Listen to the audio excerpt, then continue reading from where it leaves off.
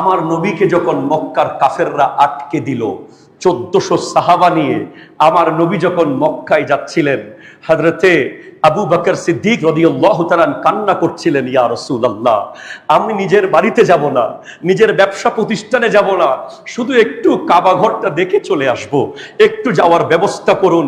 আমার আল্লাহ কবুল করেছেন। লাকাদ সাদাকাল্লাহু রাসূলাহুর রুইয়া বিল হাক্কি, এই আয়াতের মাধ্যমে আমার নবী 1400 সাহাবা নিয়ে যখন রওনা হয়েছেন, আমার নবীকে যখন হুদায়বিয়ার প্রান্তরে আটকে দেওয়া হলো, মক্কার কাফেররা প্রতিনিধি পাঠিয়েছে আমার নবীর অবস্থান দেখার জন্য।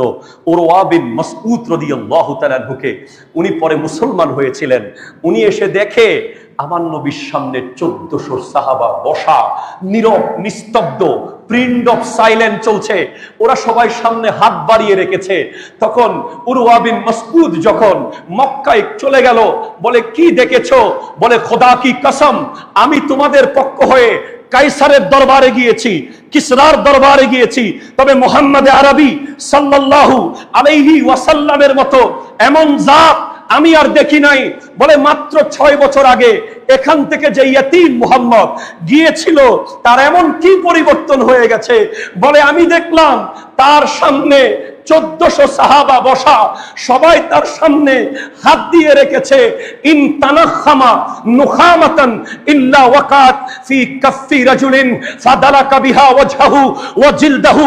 উনি যখন মুখ থেকে থুতু মুবারক ফেলছেন, নাক থেকে শ্লেষা মুবারক ফেলছেন, উজু করে কুলি মুবারক ফেলছেন, 1400 সাহাবা যুদ্ধ করছিল কার আগে কে ওনার কুলির পানি নিয়ে নেবে, ওনার নাকের শ্লেষা নিয়ে নেবে, ওনার মুখের থুতু নিয়ে নেবে। শুধু নিচ্ছে না, বরং তারা মুখে মাখতেছে আর বুকে মাখতেছে। বলে নবীজি কি মানা করে নাই? না। নবীজি কি কোথাও বলেছে থুতু মাখতে? না। নবীজির প্রস্রাব মুবারক সাহাবা খেয়েছে, নবীজি বলেন নাই যে খেতে হবে। নবীজির ঘাম মুবারক উম্মে সুলাইম হযরত আনাস ইবনে মালিক রাদিয়াল্লাহু তাআলা আনহুর আম্মা বোতল বন্দি করে নিয়েছিলেন। নবীজির প্রস্রাব মুবারক, রক্ত মুবারক খেয়েছে সাহাবা।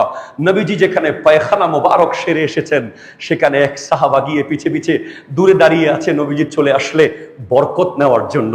সে দেখে ওখানে কিছু পাথর পড়ে আছে, সে এখান থেকে পাথর যখন নেয়, ওই পাথর থেকে মেশ আম্বরের খুশবু বের হতে থাকে। মক্কার বড় বড় আজিমুশান আতর দেনেওয়ালারা হয়রান হয়ে গেছে, এমন খুশবু কোত্থেকে আসছে?